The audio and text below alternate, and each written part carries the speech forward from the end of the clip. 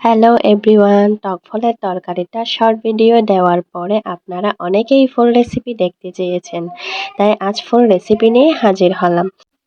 চলেন মূল রেসিপিতে যাওয়া যাক।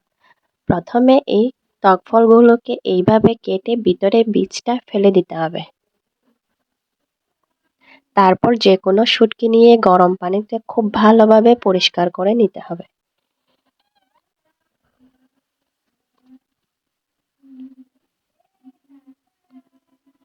এইবার হাঁড়িতে তেল গরম হয়ে এলে পেঁয়াজ, আদা রসুন বাটা দিয়ে একটু নেড়েচেড়ে নেব।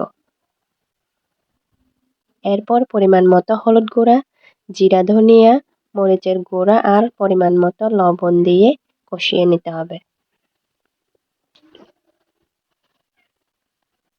এই পর্যায়ে শুটকি দিয়ে আরও কিছুক্ষণ কষিয়ে নেব।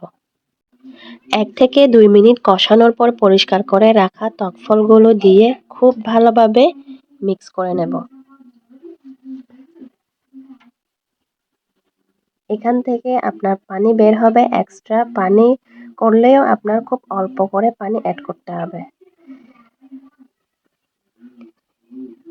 এইভাবে একদম শুকিয়ে এলে আপনার যদি নিচে লেগে যায় তাহলে আপনাকে 1 চামচের মতো পানি অ্যাড করতে হবে।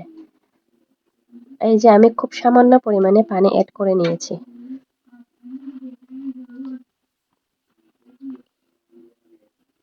এইভাবে 3 থেকে 4 মিনিট রান্না করে নেব। এই যে আমার হয়ে এসেছে টকফল আর শুটকির তরকারি।